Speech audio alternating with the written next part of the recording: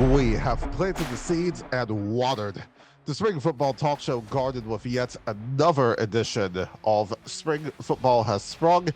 Eugene over with you. Glad to see you. Glad to be here. Week 7 of the UFL. And boy, look at those rings. Look at those championship rings from DC. Oh my. What fine specimens they are. Wow. And Talia Tagovailoa waved from the Gamblers. Oh boy, that situation is messier than Vrabel and Rossini. Oh boy. But what's not going to be messy is this show. And what we're going to be doing, we're going to look at the attendance of the DC Defenders, or a little bit of a lack of attendance relative to the success of the team. We're going to kind of break down in the dissection why that seems to be the case and what the league ought to do about that. And then, paging Dr. Oba, oh boy, we're going to see which UFL teams may need to be rescued from being relocated in the future, be it in 2028 if the league gets there, or maybe even next year, depending on what Rapoli does over here. Then I'm going to look at why the Continental Football League, the one move that the Continental Football League made, I'm going to look and see why that league I do not think is going to really go anywhere. And then we will, of course, have our pick'em segment and an announcement about this show at the end of the show. So do stick around for that. But as we get started here with this show, wow, the United Bowl tickets, they went on sale last Friday. I hope that you will check that out. I will certainly be there for that. I'll probably, splurge a little bit, be on the 50. So maybe come over, say hi. I don't bite much. So hopefully you'll check that out. Top 4, remember, are in the playoffs. But this may be a de facto home game for DC. And you look at Jordan Ta'amu, quarterback, 10,000 passing yards. Really good stuff. That's a modern spring football record. And this is really great. We love to see it. But what hasn't been so great as of late, as we go into the attendance and ratings dissection, is the attendance in the more recent games of the DC Defenders. Well, if you look at the average, over 9,000, just a little over 9,000 through 6 weeks of league play. This past Saturday, the attendance was just above 7,000. And I'm going to give, to a certain degree, I'm going to give DC a little bit of the same grief that many, and I will include myself in this, have given the Birmingham Stallions fans in terms of their attendance. And, I think that for all the Stallions fans that are watching this show, I do give you a little bit of permission, actually, a lot of permission, actually, to engage in a little bit of Schadenfreude at DC's expense. Because I'll tell you this, when you win, there's a saying that I always have. When you win, you have friends, and you should have people showing up to the games. I said this on one of the other shows that if the Chiefs, for example, were to have declined in attendance, then my goodness, the alarm bells at 345 Park Avenue will be ringing. Roger Goodell would probably have a bit of a coronary on that one. So, I mean, you have to look at this and wonder what is going on here. I do think that there are a few things that are in play at this. I did mention in terms of St. Louis, for example, the gas prices are up in that market over 60%. So that may be one thing, and that aspect of it should not be dismissed. But the one thing that I mentioned, and I remember we mentioned this on the Spring Football Has Sprung Twitter, is that DC, when you look at the noon games, and a lot of these games are noon games, um, except for this week, and that's going to be at 1:30. But a lot of these new games, I do not think work This is a brunch market. DC, the DMV, we taped the show out here in the DMV. This is a huge, huge brunch market. I think that 12 o'clock, remember, NFL games on Sundays, they start at 1. I think 12 is too big an ask for this market. This is a huge, huge brunch market. You could ask any person that I do a show on this channel, the Damn That's Good, on the restaurants out here in DC, Maryland, Virginia, and brunch besides Friday, Saturday nights, brunch is the biggest thing in this market. So, in terms of getting the younger people out after, okay, Friday night, you have a night out, that sort of thing. And then it's like, oh, we got to flip around for noon stuff. I don't think that works. And it's just me saying that. The defensive coordinator, the former defensive coordinator, Greg Williams, actually agrees with me on this. In fact, so much so that he actually tweeted at our account, the Spring Football Has Sprung Twitter account, on that. So, and remember, he was in this market. So, it's not just me saying this. It's not just me saying it. I don't even like new games. For even more established college football, college basketball. You can ask any of my friends about that.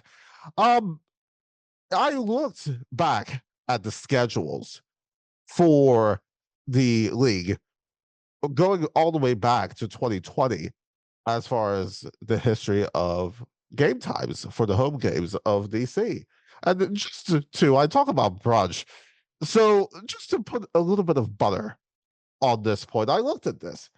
In 2023, before the start of NFL games, which start at 1 p.m. So I decided to go back and look at this.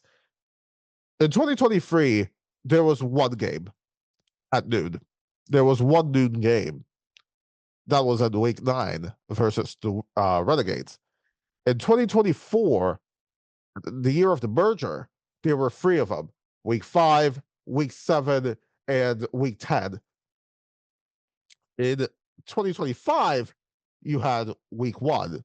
Sorry, had one game, and that was in week 8 versus the Renegades.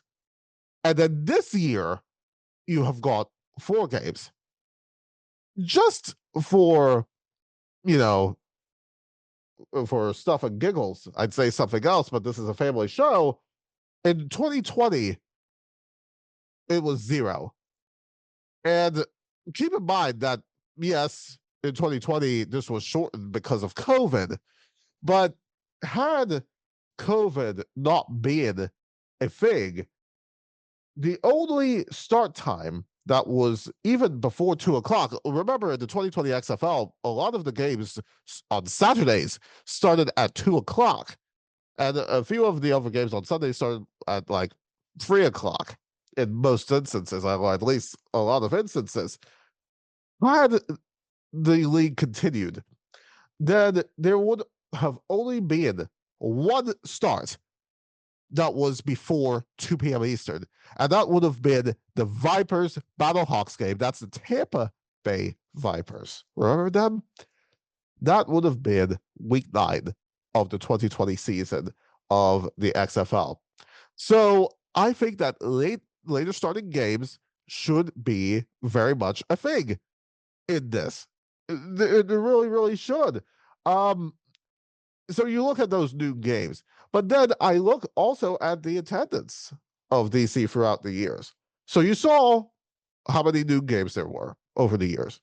Then you look at attendance. 2026 so far through 6 weeks, 9,042. 2025, you had 12,623. 2024, you had 15,555. That was the merger year. And the 2 other early games, remember, we're going through only just 6 weeks.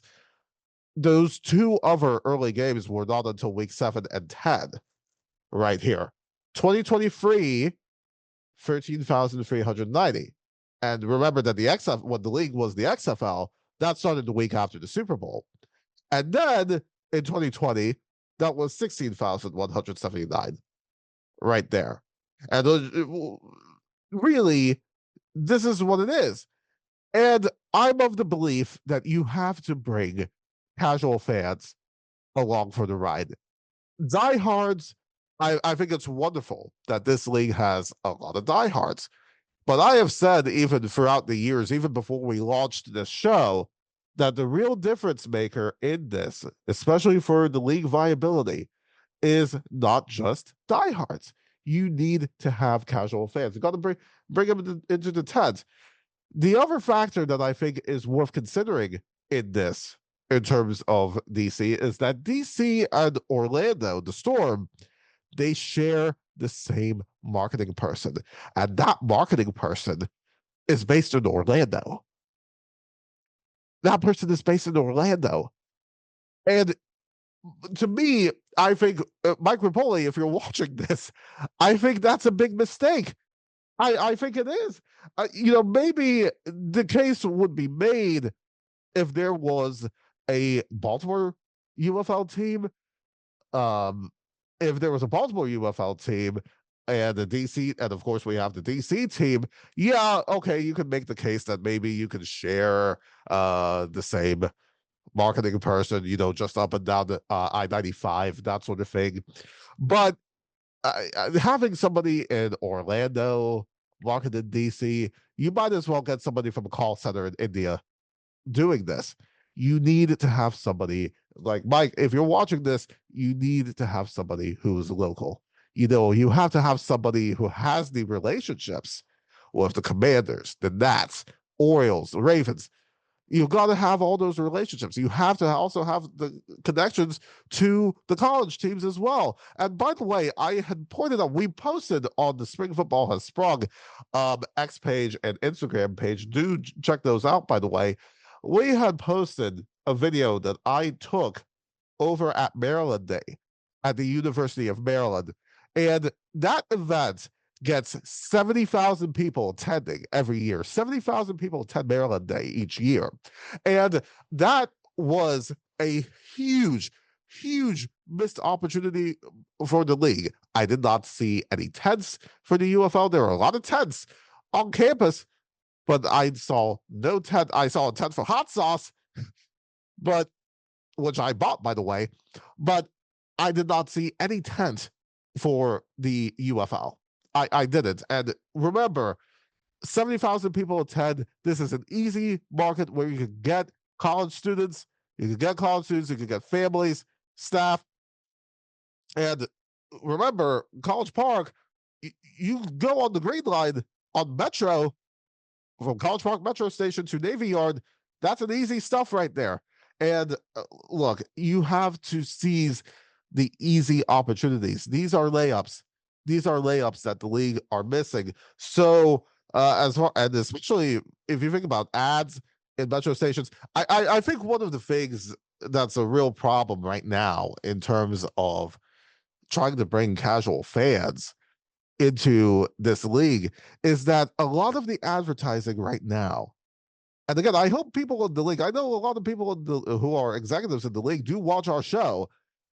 Part of the problem, folks, is that there is too much kind of sort of preaching to the choir. We're seeing ads on social media, we're seeing stuff on Twitter, that sort of thing, which is fine, but you already have the diehards. The real thing is casual fans, and forget about the fact that I host this show. If I were not hosting this show and I knew nothing, if I knew zero about the UFL, then I can tell you, as somebody who, as we tape this show in the DMV, I would not be aware of what is going on. If I were somebody who's a casual and somebody who knew nothing about spring football, then I would not know that the UFL is happening in DC. So there is a lot of things that have to really, really be worked on in this. There really is. The saving grace, and also I'll point out this: University of Maryland, they have hosted in the past, they have hosted the DC showcases for prospective players. So why the league does not leverage that is a bit of a mystery to me. That really, again, there are some things that really need to change on that front. The saving grace, I will say, is that people are watching this stuff on TV.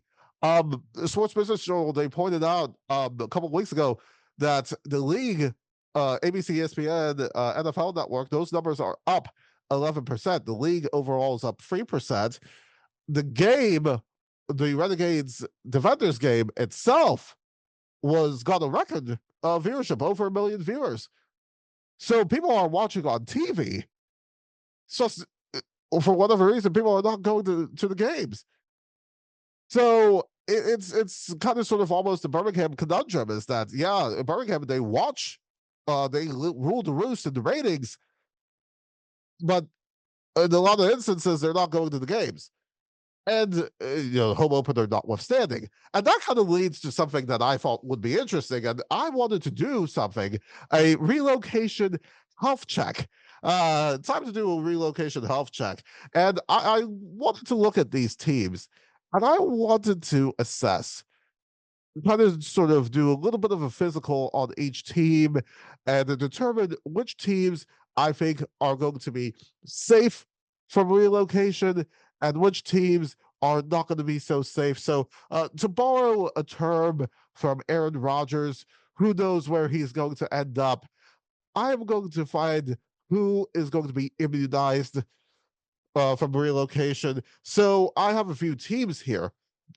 St. Louis, DC, Louisville, I think are going to be the teams that are going to be safe from relocation. There's a few other stuff as well, Columbus and Orlando.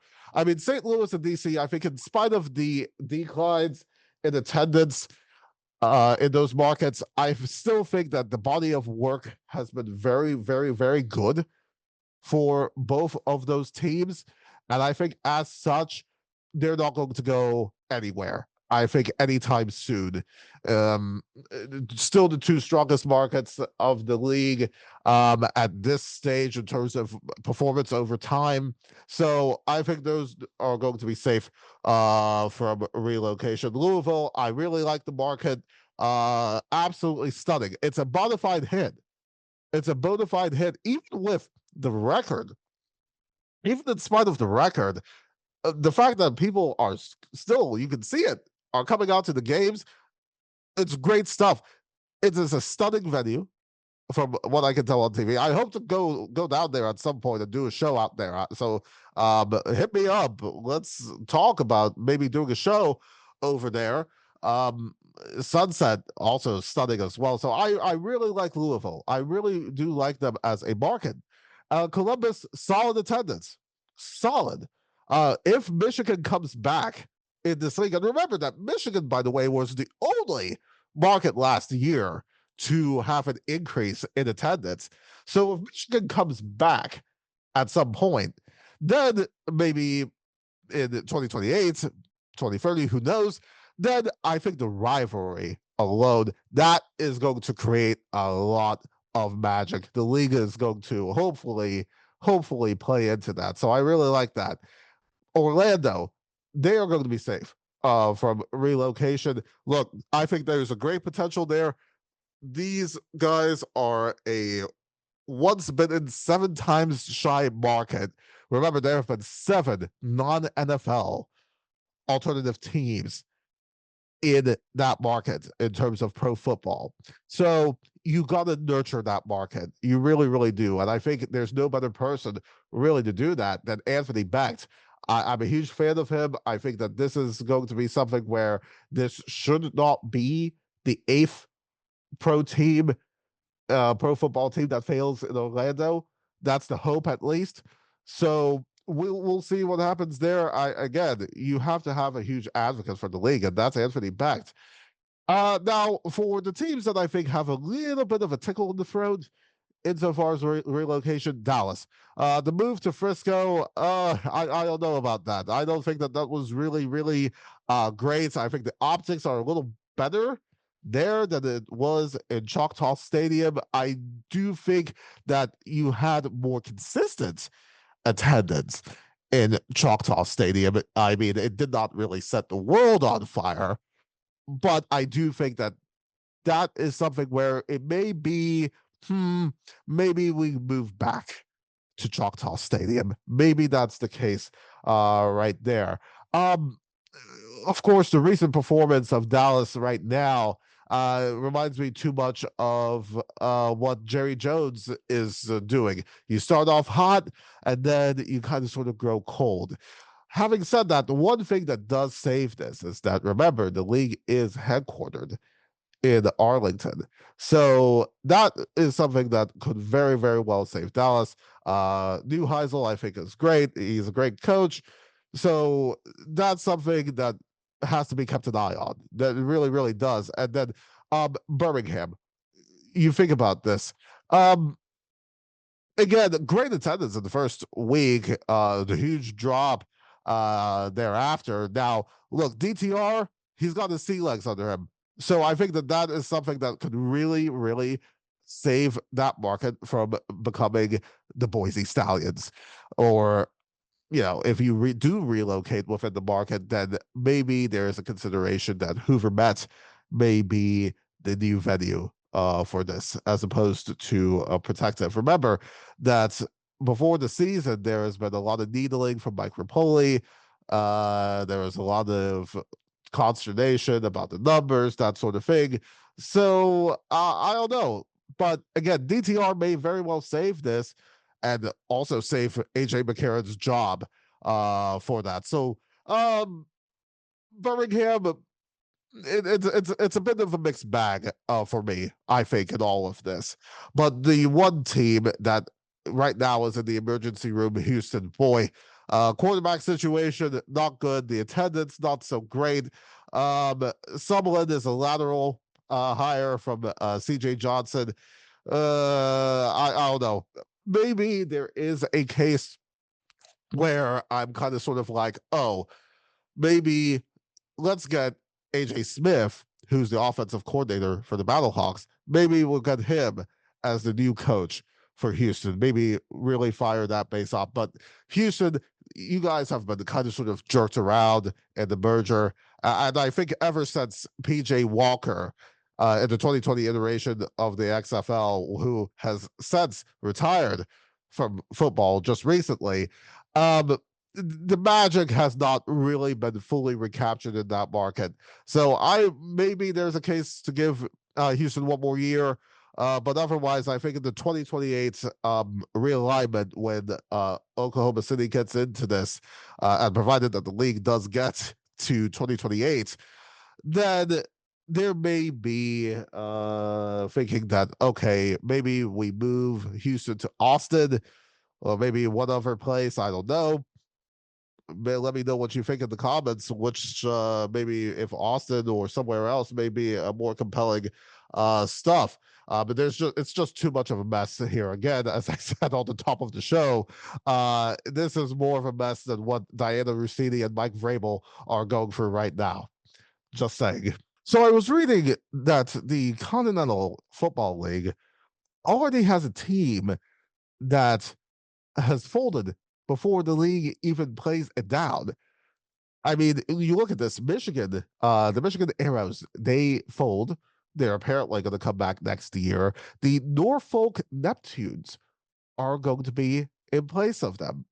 Now, as far as I'm concerned, in looking at some of the stuff with the Continental Football League, anybody who thinks that the Continental Football League has anything that will keep the UFL awake at night are in Mars, as far as I'm concerned. I mean, this is not a good sign for the Continental Football League. I mean, we talk about all of the issues on this show pertaining to the UFL, attendance, the marketing, so on and so forth.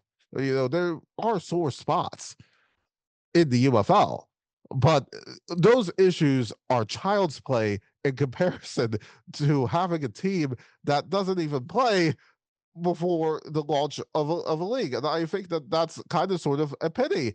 I mean, look, AAF, they ran out of money, but still all their teams played.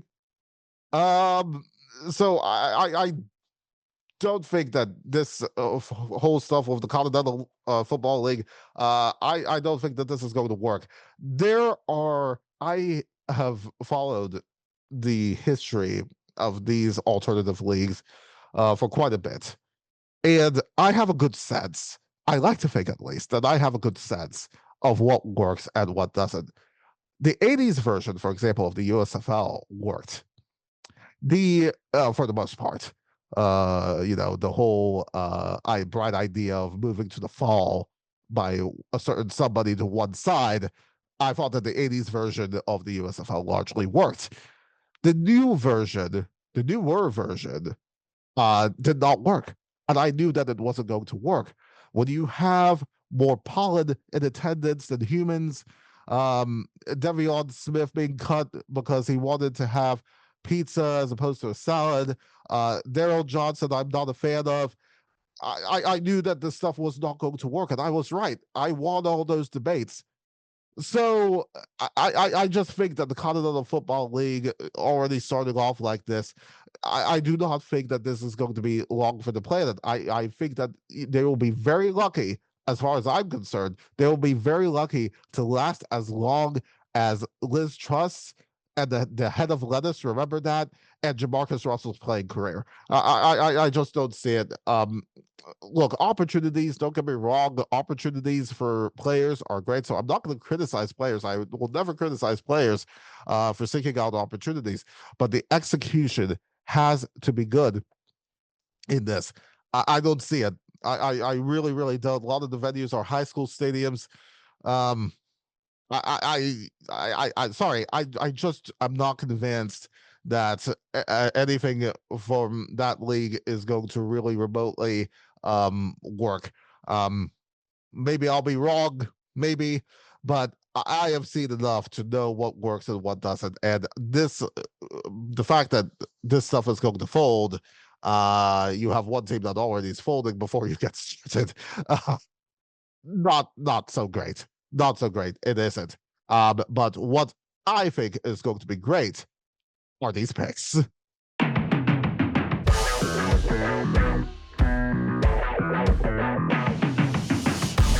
All right, so we're getting into the home stretch of this. I've had, I think, over 60% of the picks right, about maybe 2/3 of the picks right up to this point.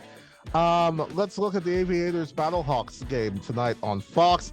Huge fan of Jalen McClendon. I think that he is somebody who, as I've mentioned previously, is what this league is all about. I think that the chemistry between him and Todd Haley now, I think, is really gelling. It's going to be a battle of the offensive coordinators for me, and I think AJ Smith really knows how to call a great game. And the Battlehawks are going to be at home, and I'm going to give the home field advantage to the Battlehawks. I think that they're going to come out with a win, maybe a little bit of a squeaker, but I think that this is going to be a good win for the Battlehawks. Kings Defenders on Saturday, 1:30 p.m. on Fox. Easy win, I believe, for the Defenders. They got to be careful, though. This could very well be a bit of a trap game. Remember that the Defenders started off hot, but then kind of sort of plateaued. So you got to keep your foot on the gas at all times. All roads lead to the Defenders insofar as getting to the United Bowl. Now, the Renegades, the Stallions.